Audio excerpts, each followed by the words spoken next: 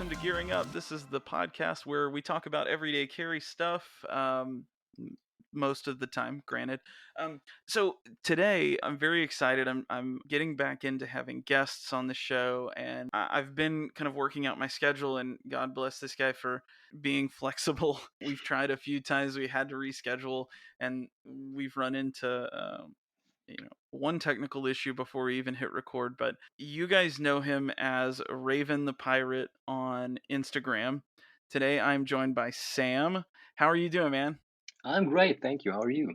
Yeah, I'm good, man. I'm good. We're holed up here in quarantine, self quarantining, so we're trying to stay sane, trying to keep the kids busy. How's that going?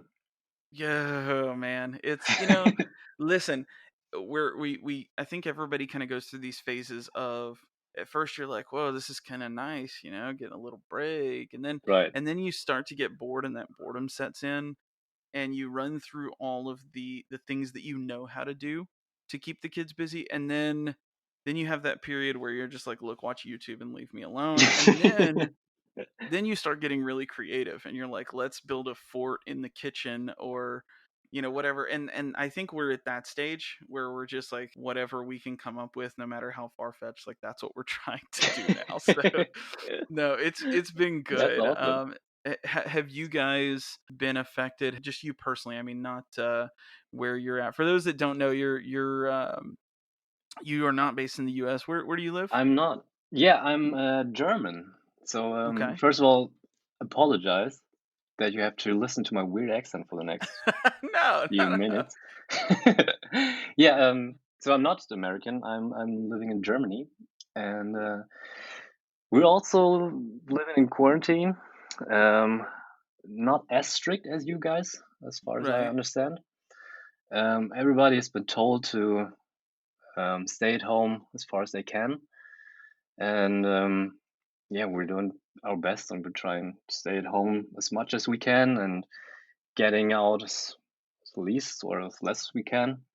Exactly the Yeah. same thing. It's just at the beginning, it's cool. Well, for me personally, it's different because due to my job, I've been working a lot from home anyways. So I got kind of used to working from home and being at Yeah. home a lot. So it wasn't that big of a change when quarantine Mhm. hits us. But yeah, it's still being at home 24/7 with two kids and small apartment. It can get rough. Yeah, no doubt. And I hate to, like, let's talk about quarantine because I feel like that's all anybody talks about right now. But Yeah. it's kind of the thing. So let's just jump into it. I just to go over your rap sheet here. You've been on Insta. How long have you been on Instagram? Like, how long has your Raven the Pirate account been active? Uh, I have to guess, but it's almost exactly a year. Okay. That's all I need to know, and I'm gonna go hide under a rock now. Um, so 187 posts, a year old, and in that time, you blew past 9,000 followers, and you're about to hit 10,000. You're at like 9,800 and change right now. So, insane growth, insane feed, and just looking through, and I'm going to gush on you for a minute here, so I apologize for that, but like, when you look at what you've done in a year's time, as a marketing guy, and an advertising guy, like for me, I see, not only have you built this really cool account where you are obviously insanely skilled with photography and editing pictures and that sort Thank of you. creative vein, but in addition to that, you have built a brand. I mean, and I have a wallet that was designed or inspired by you. I have the Raven from Rambler Made. You have, and I don't know who started it, but this sort of pirate mentality and that sort of vibe, that sort of energy, like that's become really popular. Mhm. And your account was sort of leading the charge on that, at least in my opinion. Like I said, I don't know who else, you keep an eye on, but When I look at your account and your brand and your style, I mean, it's just I can pick out one of your pictures super easily in my feed. I'm scrolling, scrolling, scrolling, and I know, oh, that's one that Sam took. Oh, that's awesome. So yeah, I mean, just and like I said, not to gush, but I think inside of the time that you've really been at it, you have just crushed it. And so it was a no brainer when I was thinking like who should I bring on? Who do I want to talk to? And your name was at the top of the list, so I'm glad to have you on. So thank you for that. I'm happy to be on. Thank you so much for having me in the first place. Yeah, and so the thing that I want to do in this time that we've got here, I want to talk a little bit about you, and then I'm going to go through and just kind of knock out a bunch of topics. So, as much as you want to share, and again, one of the things that I've noticed is you don't share a ton of personal life stuff on here, Hmm. and I don't know if that's intentional or not. So, the first thing I wanted to know just a little bit about you, like what you do. We talked about you live in Germany, you're German, so that's we've already got that, but what you do and who you are and sort of a bio of you real quick. Right. Okay, so technically, I'm a mechanical engineer by day. So our company builds and designs test means for aerospace companies. Wow, okay. Um, so this is basically what I do as my day job. So nothing at all related to what I do on Instagram. Photography has always been passion. Well, it started as a hobby Uh-huh. uh, when I was in university, and then grew into a passion. And I worked as a freelancer during my time in university. I shot nightclubs and festivals, concerts, portraits, and got familiar with the camera then. But then I started a family. I got two kids, and as it happens, you just run out of time, run out of hours of a day, Yeah, and you absolutely. just get rid of one hobby after another. And photography was one of those hobbies that I got rid of. Well, not get rid of, but I just didn't have the time to shoot as much as I wanted.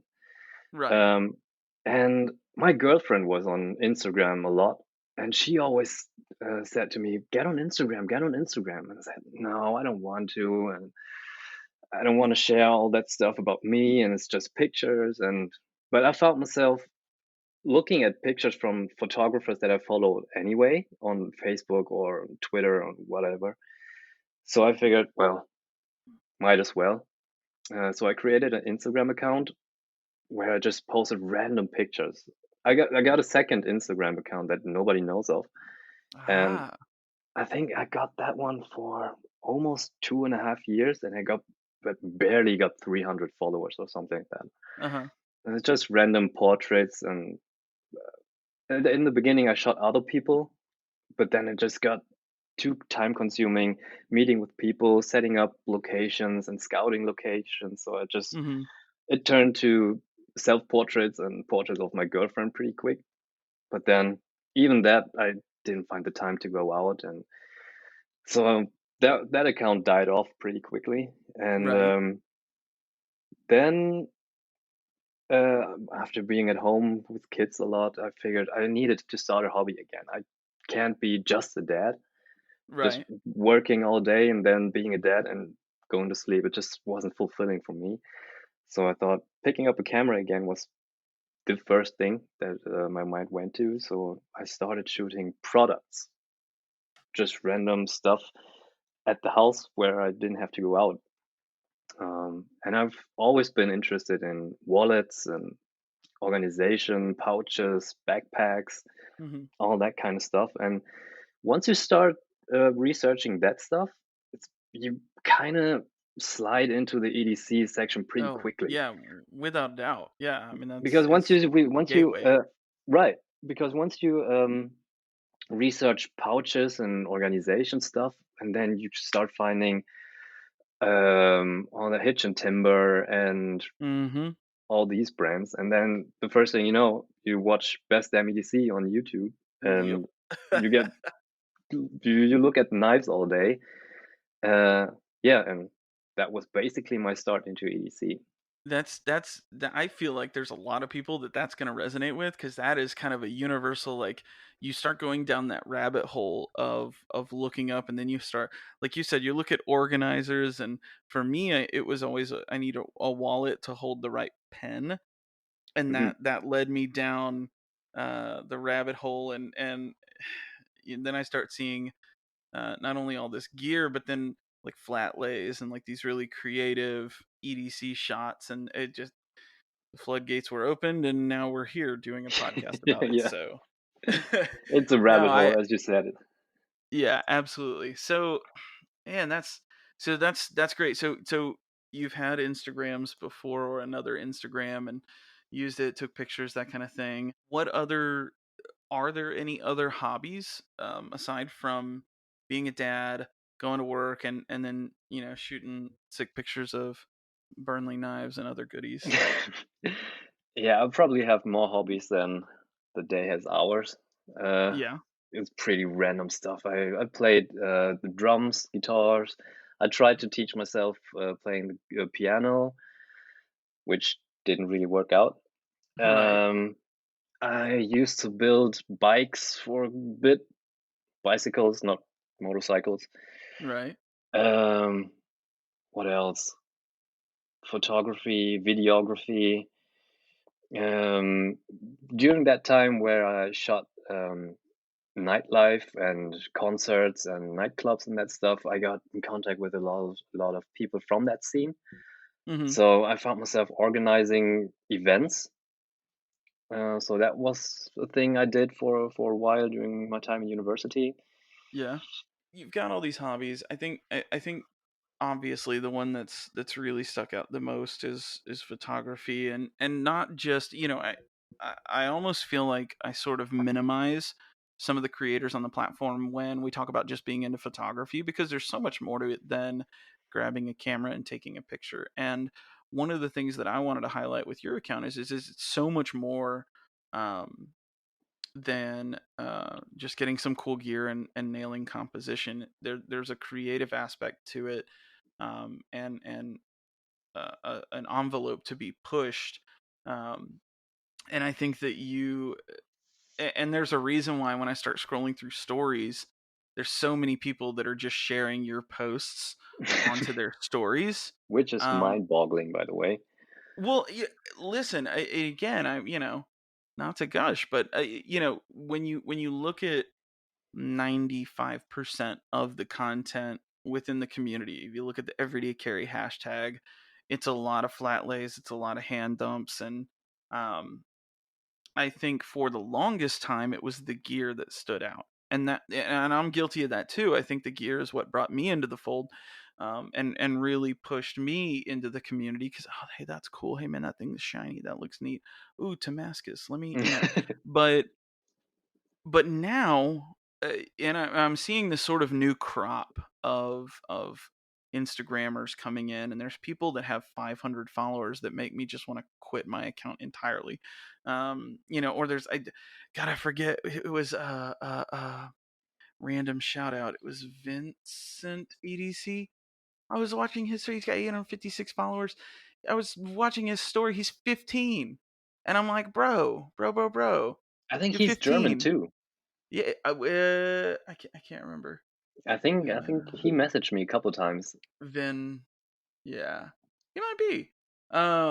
But just there's this new wave of talent coming into to Instagram, and what I'm seeing, and I again, I'll throw a lot of credit your way.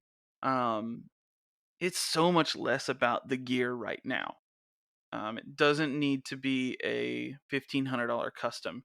You make a $20 squid, um, from CRKT look better than some of these $1,500, $2,000 customs, um, because you've taken away the element of the gear being kind of the key differentiator, and really bringing in that creativity, and that to me is what has set you apart. And again, maybe I'm crazy, calm, but that to me is what has made your account stand out. Thank you so much for saying that. But funny you would say that because I get so much hate for that exact same reason. People say, "Well, he's got great photos, but still shitty knives," or or okay, great Photoshop, but it's still a shitty squid. Right. I get Well, that and so much. to me, and that blows my mind. But, that reminds me of like steel snobs. I'm not a steel snob. I don't care. I think that, like when I've sharpened knives, like VG10 on a Delica will take a hell of an edge. And there's people, oh well, it's trash. It's not a super steel. And to me, that's sort of kind of in that same vein of like, again, you've taken that sort of barrier to entry and dropped it down to, hey, you know what, you don't need, not, and this is not to say that they're not great knives, but you don't need a Chris Reeve Sabenza, or uh hell, even even $150 Benchmade bug out. A squid, is, like I said, it's 20-24 bucks, something like that here in the US. So like, to take that and really just highlight not only, just sort of the creative element that's inside of the everyday carry community, but the design. I mean, it's a Burnley design. Right. And Lucas is an incredible designer, and he's got incredible products. And I remember reading a post on his Facebook group, I think is where it was, and someone asked, and I don't know if it was someone asked or if he just posted, "Hey, a lot of people ask, why do you work with brands like CRKT? Because they're not a super premium brand. They're good. I've got a few. I've had several." Um, and he was like, "Not everybody can afford a $1,500 custom." Exactly. Um, and so if I can take my same design elements and the same look and feel and put it in the hand of somebody that wants to spend $25 on a knife, like, why wouldn't I do that? And that school of thought kind of just changed my mind on makers that work with brands like this to create some of these budget friendly designs. And he's gone on to do, I mean, obviously he's got the tuna, the Kwaiken, the God, I can't, you probably know him better than I do, but he's just got a ton of knives. What's the Sketch? Isn't that one? Yeah. I'm Yeah. just like running through all of his, and not to just single out Burnley, but that, I mean, when you scroll through your page, it's easy to single out Burnley. But yeah, I mean, that to me, it's crazy that anyone would say, it's a shitty knife. Like, what's the point of that? Like, you know, I mean, my mentality has always been it's well, I started somewhere. I started with as you said, with a 20 bucks squid. That was my yeah, very first knife that I got hmm, myself and which got myself into EDC. And my mentality has always been whatever I shoot, I want to make it as best as I can. So even if I shoot a $20 knife, I'm not just throwing it on the table to take a flat lay and call it a day. I try to maybe it's my background in portrait photography and hmm, concept photography. If you look at my other account, I do a lot of um, well, like in this one too, heavy Photoshop concept, hmm, floating fairy tales and monsters and fantastic sceneries. So I built my scene, and maybe it's that background that I had that I just initially put to use for my photography, for my photos with knives. I did the exact same thing. I did what I knew. I staged a scene, and I basically not just shot what was around me, but just built a scene and crafted something I had in my mind, which complemented the object I was shooting. yeah, And I do this with every single shot. So it doesn't matter if I shoot a 400 $400 James Brand knife or $20 CRKT squid. I do the exact same process with every single shot. And I mean, I started with a squid and I didn't jump to Chris Reeve the next day. right, I progressed. I got I don't know what was my next knife. I think it's a Boker Keyhon, which is to this day, hmm, it's one of my favorite knives still. yeah. I dig the Keyhon for sure. Yeah. And yeah, I worked my way up. And so people hate, well, they don't hate, but people always get confused when they have high-end photography, but the objects aren't high-end. Well, and to me, it's like I just don't understand what would that do to add to it. And I think the answer is like nothing. Like if it was a super high end knife, that's not going to make the work. I mean, at least that's what it sounds like. It's not going to change the work that you put in. Um, yeah, I think No, you absolutely not. But it's still, I think it's just emotional disconnect. It's the same thing right, if you watch a $1 million blockbuster Hollywood movie, but with B celebrities. You right. expect someone like Brad Pitt or Keanu Reeves to be starring in that movie, and then you're just confused when there's no one you recognize. I think it's the same thing. That's a great analogy. No, I like that because now I'm going back through and thinking like, what are some of the great movies that I've seen, recently that didn't have those A-listers. I I haven't been watching a lot of movies. So it's been a lot of Netflix. So, um, Yeah, same here. but no, I mean, honestly, though I feel like those are the outliers and those are the people that I'm sure you would agree. That's not a common thing, but there are folks that yeah, we'll say, "Hey, what gives? Why are you spending forever on a $20 knife?" And I used to get hung up on the price of stuff too, and I'm not gonna lie. I mean, my McBee that I carry all the time, it wasn't a $20 knife, but I'd be lying if some of the more fun knives I've handled weren't 20 and 30 and $40 budget blades. So, I think it's great. And I think it's a great way to sort of pay homage to the designer and the design of the knife and all of that stuff. So Right. it's really cool to see. And I think you don't need me to tell you, but keep doing what you're doing because I mean it's if somebody's gonna talk crap about it, Yeah, at the end of the day, I just enjoy all kinds of stuff. I enjoy right, high-end knives. I enjoy a screwdriver that costs $200 as much as I enjoy a knife that is $15. right, And I will shoot man, both of these things as best as I can.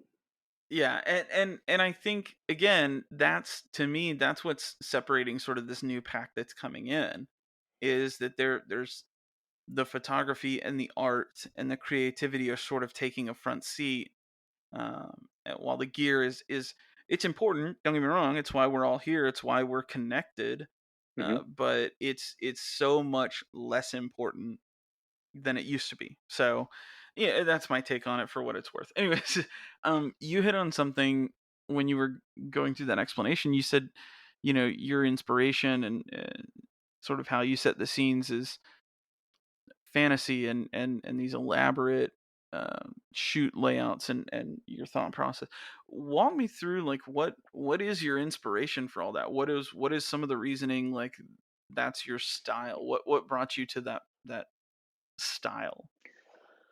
I gotta be honest with you, man. I get that question a lot, and I have no answer for that. I don't think I have a recipe where I can say, okay, I Right. look at this, and then my thoughts go this and that way, and then A and B Sure. and C, and this happens.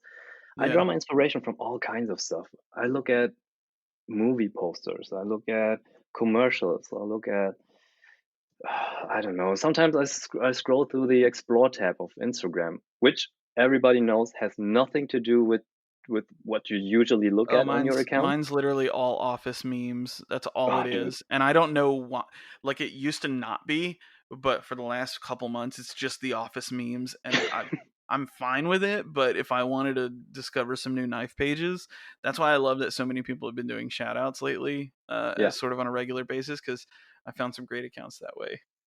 yeah, Um, absolutely. Yeah, the explore page is absolutely useless if you want to actually find new accounts to follow.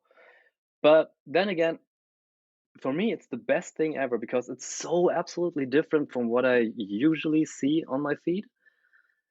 And that's where I draw my inspiration from. I yeah. saw last time, or I don't know if you've seen the shot with the kraken tentacles Mhm. that I did. Of Um, course. that one was inspired by a shot I found on the explore page. I think it was something like Discovery Channel or something like that.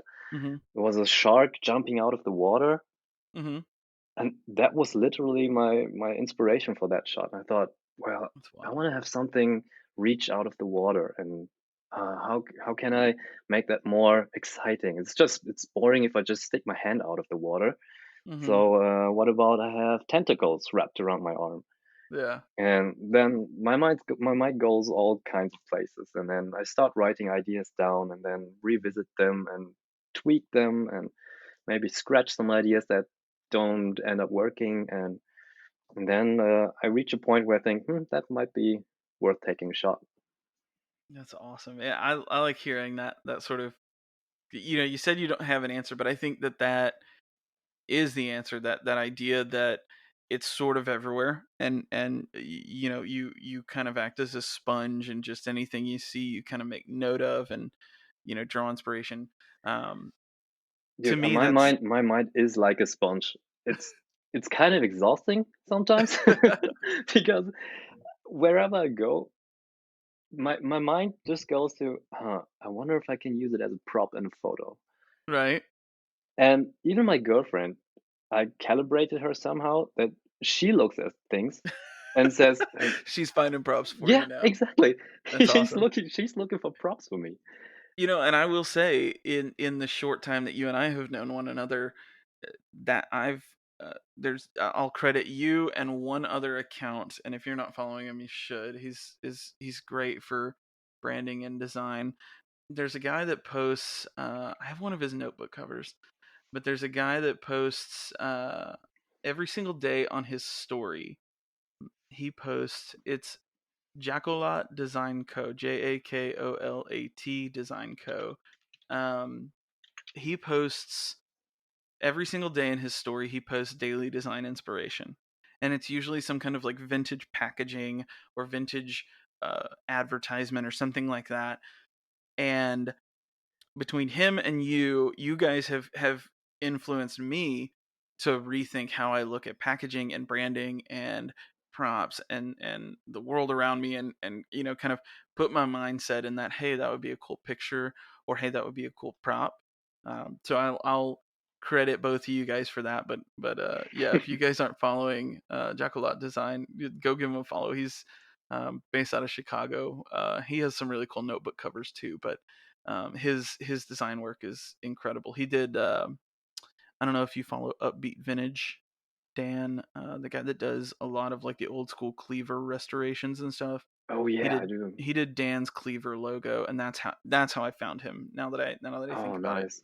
But anyways, so yeah, I mean, it's funny to me that you say, now I've even got the girlfriend finding props for you. That to me has been one of the things that I've loved about this new wave of really great photography that's coming into the fold. And I think you deserve a lot of credit. I think there's a few other accounts that if I went through and kind of picked out, I would credit. And then um, Peter McKinnon, another insanely good creator. I remember jumping on to one of Pete's videos. I don't know how many followers he had on YouTube. I think he's at It might have been 100. 4.6 or something like that now. Yeah, he's at a 4.6 million. stupid number now. It's Oh, it's insane. ridiculous. But I remember jumping on to one of his like DIY tips and tricks photography videos. He had like 100,000 subscribers, and I was like, man, this guy's pretty cool. And then lo and behold, he's like a closeted EDC nut, and now all of a sudden he's in the community. And so, anyways, my point being here is there's just been this influx of really great photography and really creative photography. And I think you've been a part of it, and that's one of the reasons why I wanted to highlight your account. Was just it's just been incredible to see. I remember talking to you. I think it was right before the Kraken shot. Was that you were like, this is like my most intense one I've ever done. It's just like the most work or the most layers or Yeah. whatever you said. And I was like, oh boy, I can't wait to see this. And now I've gotten to the point, like, there's a few select accounts I have notifications turned on because I'm like, man, I just got to see what they're up to. And yours included. So Thanks, man. hats That's off to awesome. you for that. Yeah, absolutely. So you've talked a little bit about like your inspiration and kind of setting the scene. One of the things that I was sort of curious to hear about is, from that initial thought to actual execution, like what's the typical? I guess there's probably not a typical, just because your shots vary so much. And I imagine there's some that you've thought were going to be really tricky that ended up working out easy, and vice versa. But what's the, from this conception of idea to execution, like what's that process like? And then what's, time wise, how much time are you putting into to that? Right. So it really depends on the shot I'm going to take. Sometimes there's obviously these elaborate Photoshoppy things.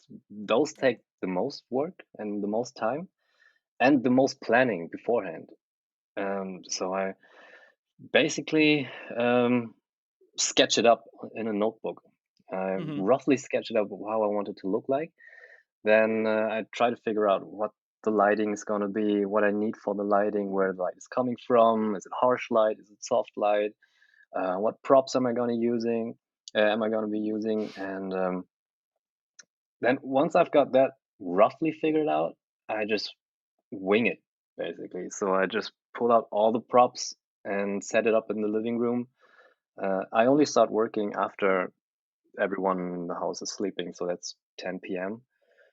So I got the entire apartment for myself, so I can lay out everything in the living room and start mixing and matching props and see what works. And that usually takes somewhere between 15 minutes and an hour, Mhm. just setting up the scene. Again, depending on the shot. Some Right. shots are pretty easy. They're just inside a wooden crate or I don't know, a baking tray, Mhm. which is weird but looks awesome. No, it works, yeah. And yeah, then once I got that, then I pull everything on the computer, do a rough mock-up to see if it even works, if or if I just missed the goal entirely. And then the editing starts. So again, depending on the image, it can be 10 minutes in Lightroom or it can be 4 hours in Photoshop.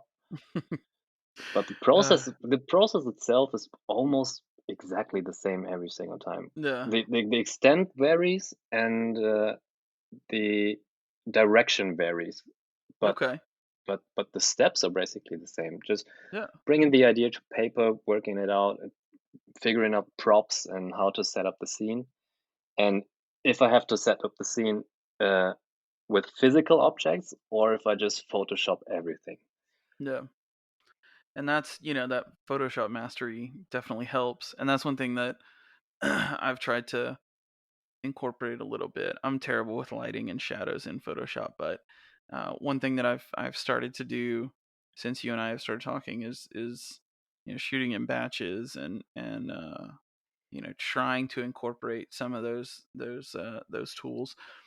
So aside from, and I didn't go through and look to see literally which one was your most popular shot, but aside, because it's interesting to me, like I'm looking through, like right now, like your shot of the Kraken, which to me is arguably one of like your more iconic shots, and it's a fairly Mm, recent one.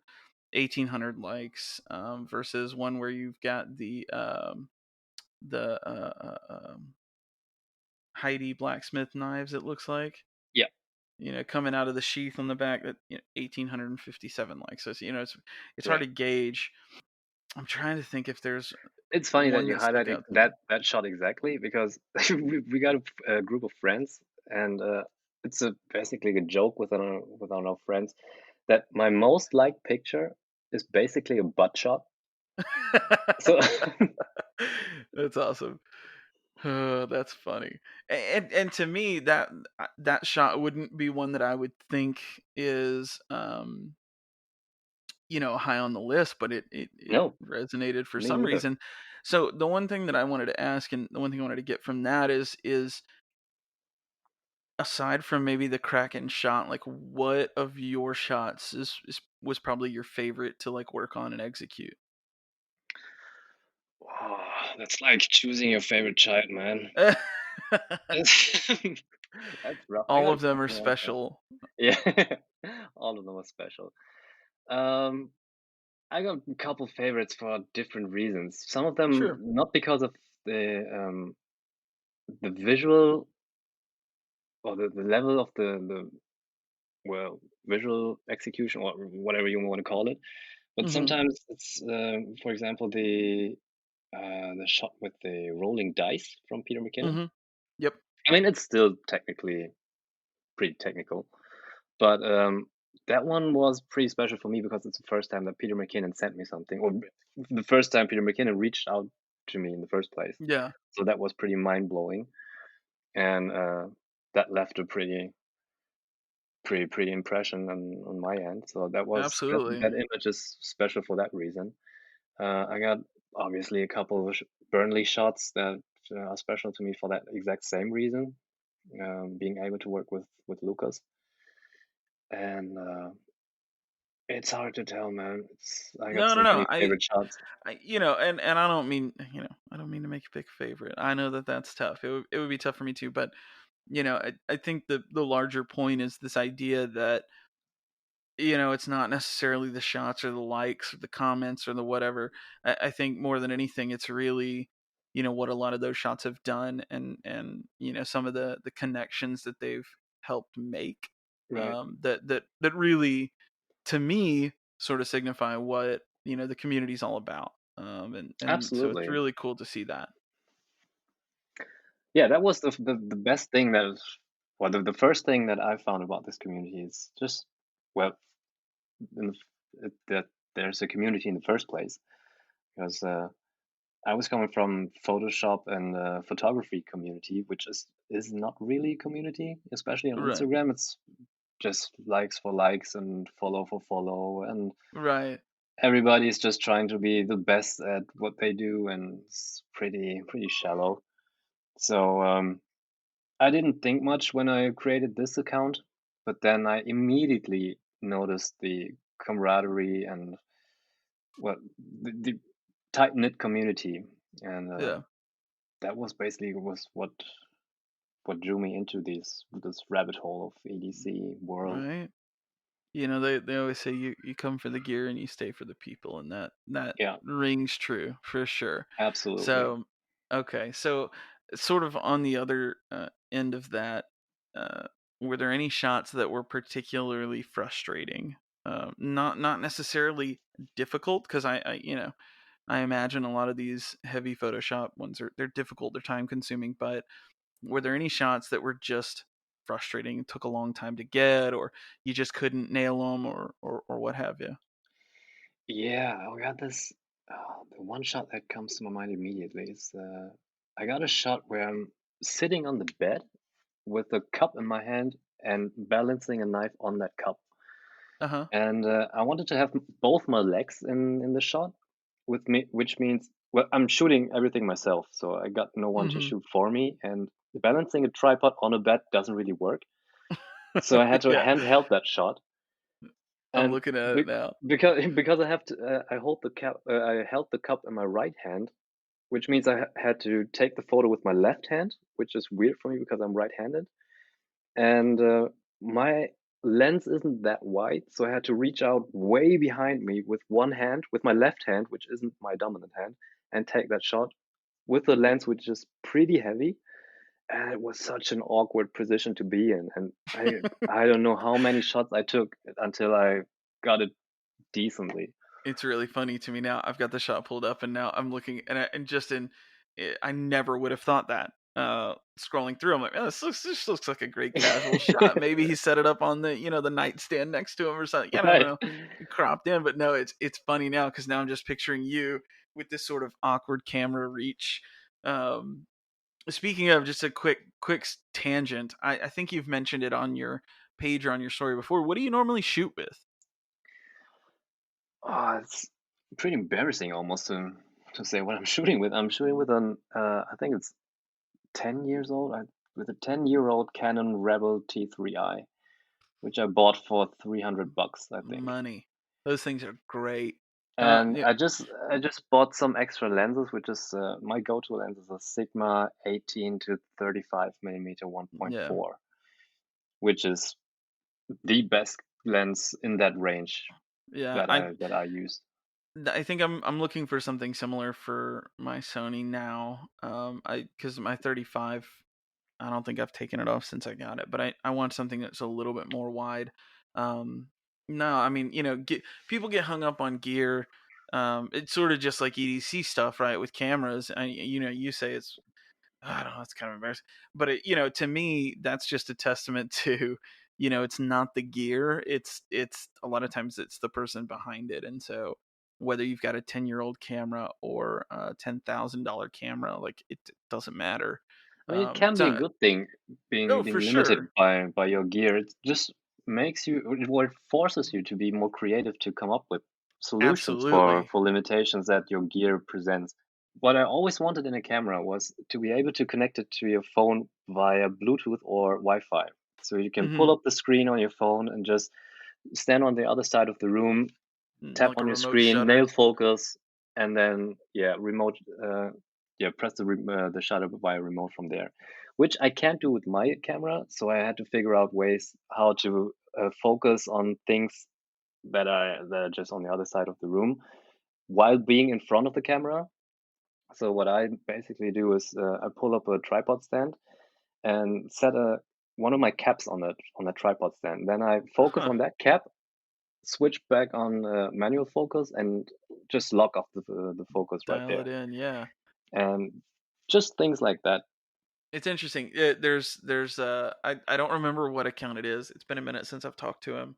But if he's listening, comment something, tag me. There was a guy that I talked to that was shooting with the same camera that I'm shooting. It's a Sony A6000, which is, I mean, it's not a new camera. It's been out for years, but he had the kit lens, and then he actually did a bunch of research. And I should do this, but I'm lazy and I haven't, and I just spent $400 on a 35 millimeter because I didn't want to put in the work. But he went and researched like the E mount adapter, and he Mhm. found some vintage glass on like eBay for super cheap. And he was like, the downside is digitally they don't talk because there's a cheap Right. adapter. The adapter is really just a physical adapter. It doesn't actually convert it to a Sony E mount. Hmm. Um, but he sort of said the same thing where it was like I had to kind of work around those limitations. So it's like I'm using a 30-year-old lens.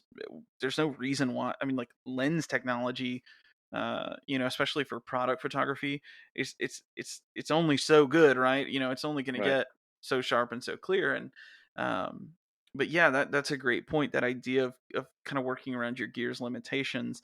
That was something that he mentioned where he was like, I wanted new focal lengths and stuff like that, and different aperture settings, but I didn't want to spend $1,400 on a Sony E mount lens. Hmm. So I went and bought these vintage setups and learned how to take pictures around them.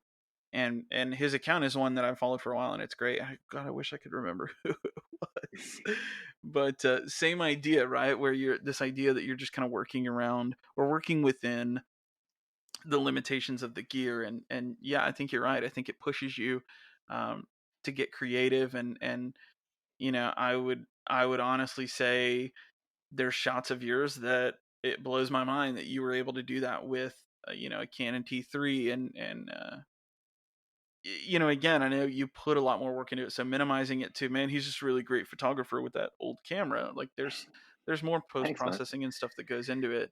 um but that's huge. And again, I'd compare you to I'd take one of your shots and look at versus something like a Peter McKinnon, right? Where and I feel like people do compare you guys a lot, Hmm. style wise, and things like that. But I know Pete's got expensive cameras. He's got EOS Mark whatever. I don't know what models he's using now, but um, again, it's just a testament to uh, the gear's important. Don't get me wrong, but I don't think that it's sort of the determining factor. No, it's Um, not, because what I always like to say is uh, expensive gear doesn't make better photos. It just makes you work more efficiently. yeah, absolutely. So, for example, if you can crank up your ISO to, I don't know, 3200 or even beyond that, and it still looks fine, then you can basically take shots in camera that I can't. that I have to put more work into in Right. post processing and pull up the exposure in post and work around that and denoise it in post. I can get the same result, but it just takes me way longer. Right. So expensive gear is nice to have, and it makes you work more efficiently. Man, that's a great point. I like that perspective. And I always think back to I've played guitar for a while, and I think back to an article I read in Guitar World when I was, I don't know, freaking 12 years old. And it was like, you know, the gear doesn't matter. If Eddie Van Halen jumps on Ted Nugent's rig, he's going to sound like Eddie Van Halen because that's his style.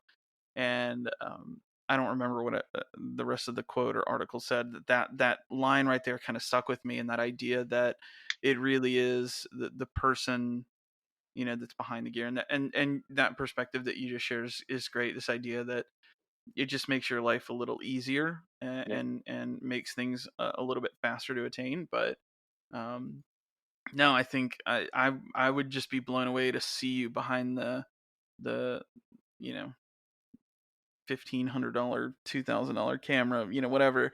Uh, I I'd like wouldn't to even know see how to what you operate can that. do, right? You need a crash course.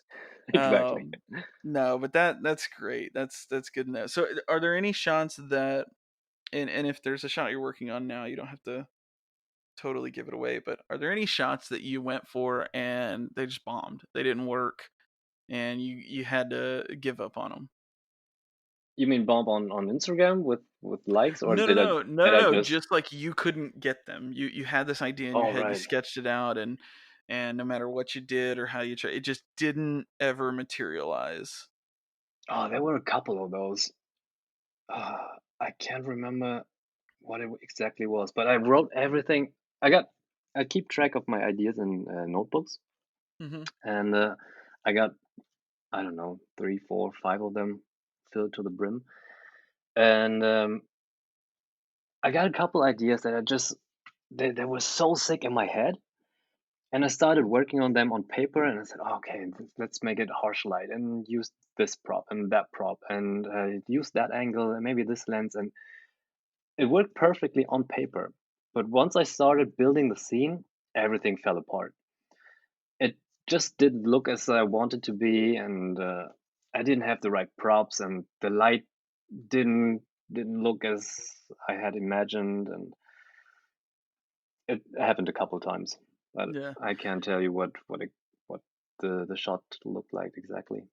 No, no, no. That's good. That I figured there's got to be something, right? And so you actually gave me a great idea just now. You said, you mean on Instagram. So are there any shots you poured a lot of time into and really knew, hey, this is going to be an absolute banger, and then you post it and it's kind of like meh, like the response was just not what you were expecting? Are there any that stick out?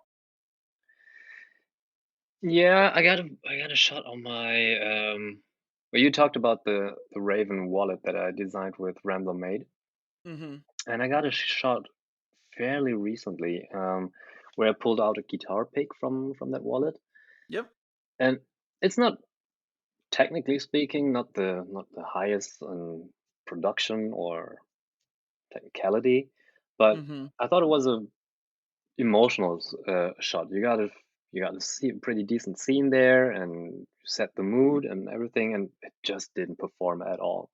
Well, I Yep. mean, it still got 900 likes, and which is still a lot of likes, I guess.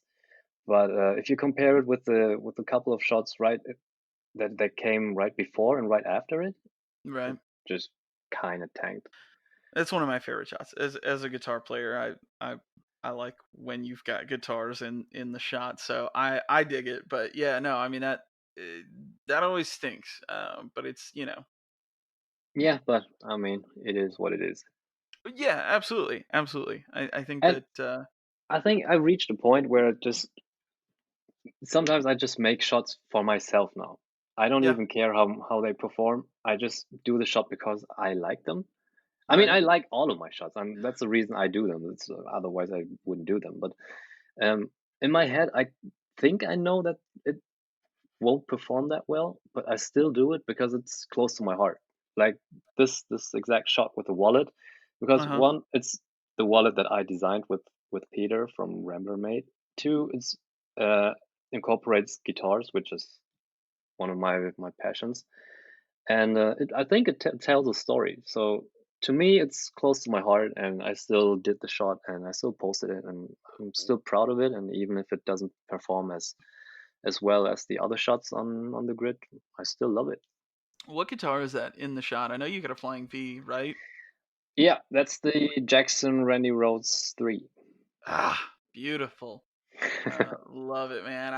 The V Jackson for the long, long time was something I wanted. So I'm a bit of a fan of Jackson and their work, and that V is so sick. I mean, Randy Rhodes, of course, it's gonna be Yeah, awesome. and it plays beautifully. That flat neck, it's just Mm. The action on a Jackson is very hard to beat yeah. for that style of playing. I don't have one. I don't play a lot of super heavy stuff or Randy Rhodes ish stuff, but man, I like that guitar. Anyway, sorry, I'm gonna nerd out on guitars for a minute. Uh, but no, great stuff. So is that the only guitar in your collection, or No, I have an Epiphone Les Paul uh-huh? Classic, Is that what's in the and background, or is that yeah, a okay? that's the Okay, one I in the was like, background. I just saw something in the background. Okay, Yeah, it's just nice, creeping nice, in there. nice, And I got a couple Strats. Well, nice. not Fender Strats or anything like that, but just knockoff Strats that Yeah, I just got hanging around, and some acoustic guitars. right on. Okay, man, the many talents of Raven the Pirate, Sam. Oh, well, you Uh, haven't heard me play yet.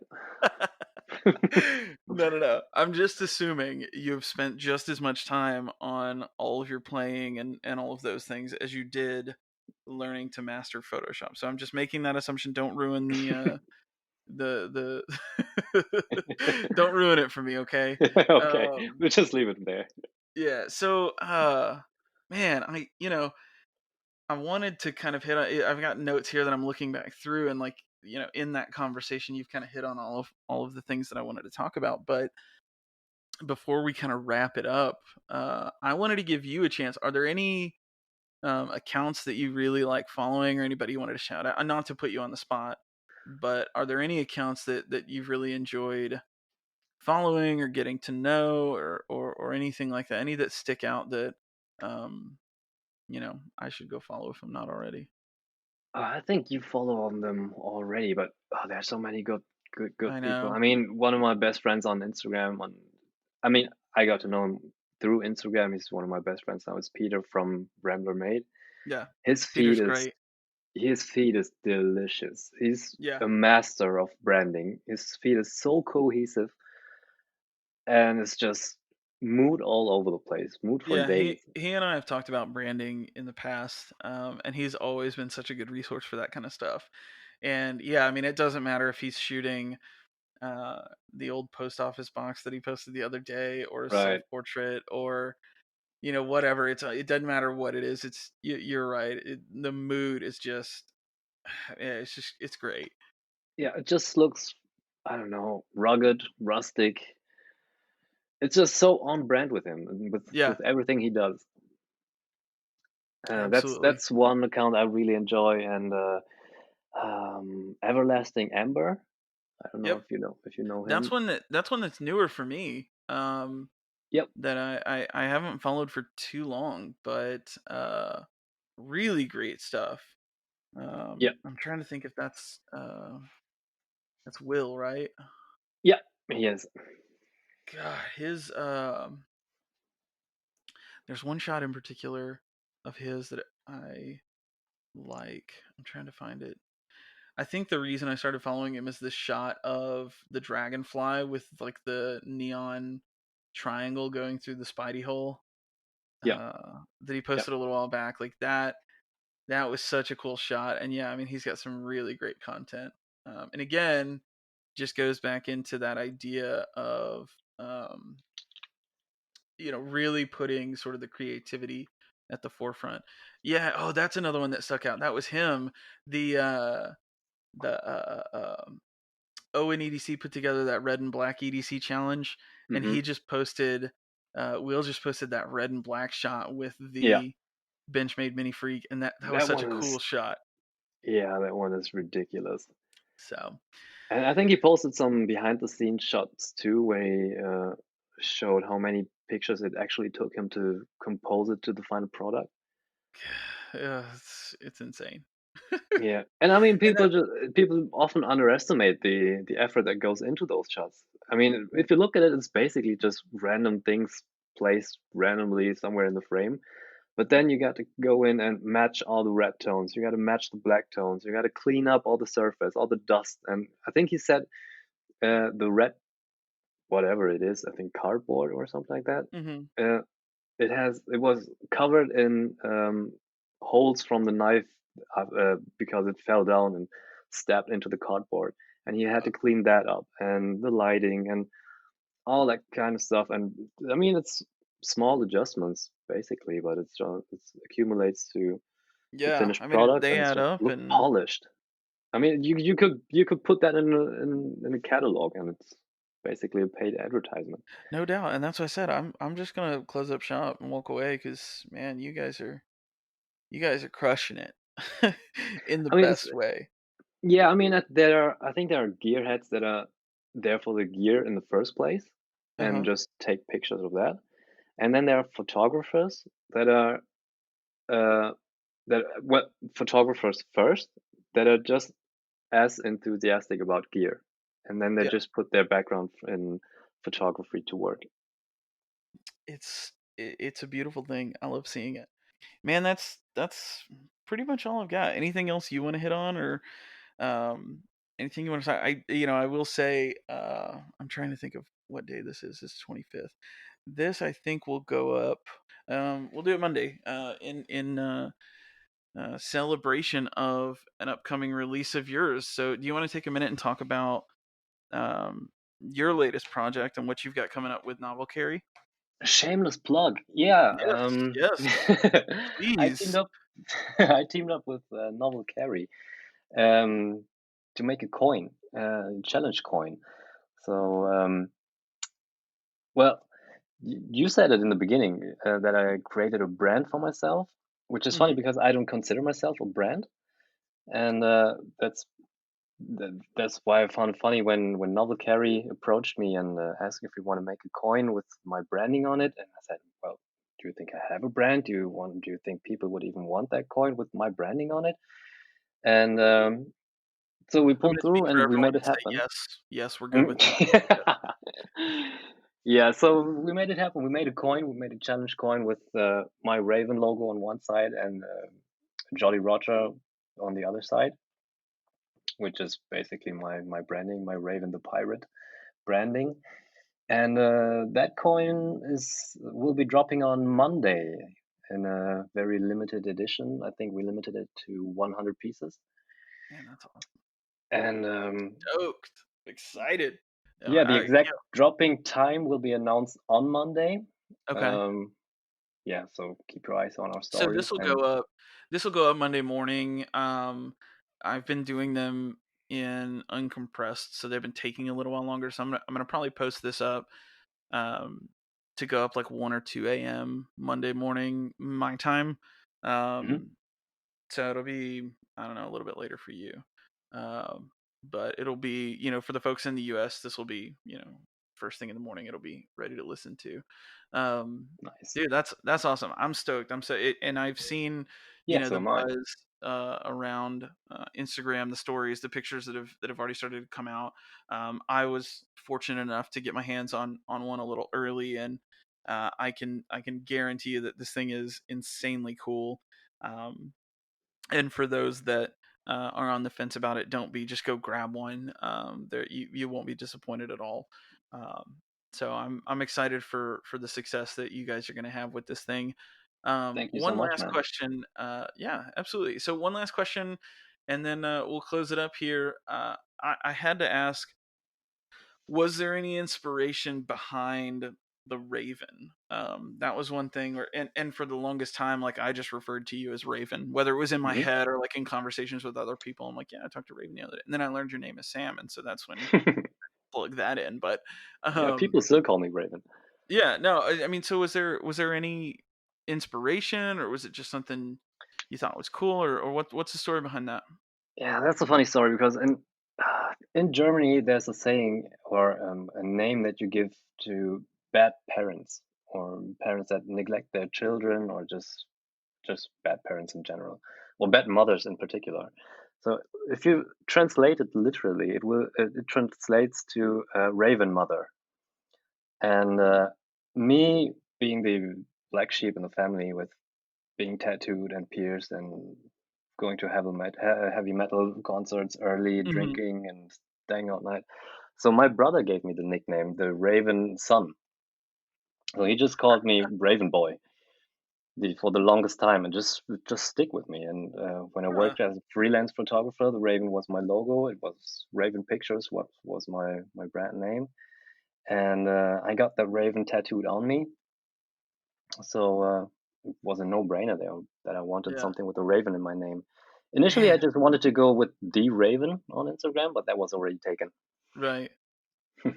Man, I so to me, there's there's always cool stories, and that is sort of why I do what I do. It's not so much because I think I want to offer a public service to everyone so that they know. It's really more for personal. Like I'm just curious, um, and so to hear the story behind stuff like the Raven, and I think back to like talking to Jonathan McNeese about the story behind the McBee, and how a lot of these makers came to be, and sort of the inspiration behind things or the story behind things. It's always cool to hear. So I'm glad that I remembered to ask you about that, because that was something I was like, man, I did. And there's people ask me all the time, like, why do you love pineapples so much? And my answer is really just like, I just love pineapples. Like, they're just freaking cool to me. And like, my family swears up and down, like it's like some deep seated. I watched way too much SpongeBob at an impressionable age, and they think that SpongeBob is the reason that I like pineapple so much, which I'm not gonna argue with, but it's not what I tell people. So no, I'm always curious, and so it's cool to hear the story behind that, and that's obviously got a lot of meaning to you, and it's special, and so it's cool that you've been able to incorporate that again into your brand, uh, and Yeah, and really bring that to life. So hats off for that. So, man, I I don't have anything else. We've been at it a little over an hour here, and it just kind of flew by. I hope it did for you too. yeah, man, it was a blast. But man, I can't thank you enough for jumping on. I wish you nothing but the best of luck with the coin drop, and I'm sure we're gonna see some other exciting stuff from you in the future. And if you guys aren't, I mean, dude, I said you were at 98 and some change when we started this, and just so you know, you're at 99. You're gonna hit 10. You're 99.71. You've gained 100 followers since we started. You're gonna Dude, hit 10,000 it's so before the end of the day. ridiculous. Peter McKinnon dropped a video, I think, a couple hours ago, where Uh he huh. featured my account on Oh his shit, main that's why. channel, on There his you YouTube channel, go. and my Dang. phone has been blowing up ever since. Dude, congrats. I haven't checked it out. I haven't been on YouTube today, so that's really cool. Man. Okay, so that's I was like, damn, he's gained 100 followers in an hour. Like what? Yeah, no, that's not a normal day for me. Okay, well, hey man, congrats on the continued success, Thank and you so much, man. Thank I you for having absolutely me. It's love been your a content. blast. Yes, sir. Anytime, we're gonna have to do this again. I keep anytime Absolutely, anytime, man. I talk about having them on a second or third time, and um, I don't know if I think my mom's the only repeat guest I've had aside from April, but no, thank you so much for jumping on and taking some time out. And Absolutely. if for you guys that are listening and you've made it this far, go follow Sam if you're not already. That's Raven the Pirate with some underscores. Just search Raven and he's gonna pump up, I'm sure. But you guys are all following him anyways. Uh, Thank you guys again for listening. Be sure, if you're not already, go ahead and hit that subscribe button, whether you're on iTunes or Google or Spotify. We should be on Pandora here pretty soon. Like, I think I've kind of checked all the boxes for podcasts. But if you're not already subscribed, be sure to do that. go ahead and leave us a rating, leave us a review, let us know what you love about the show. That really helps. But thank you guys again for the continued support. If you are new here, let me know what you guys want to hear in future episodes. And if there's anything else you want us to cover, you want us to talk about, questions you want us to answer, follow me on Instagram. It's at GTDunn, and just shoot me a DM or comment on my most recent post. Yeah, that's all I got for you, Sam. Thanks so much for taking out the time. And Thank you for having me. yeah, we'll talk to you guys in the next one. Peace.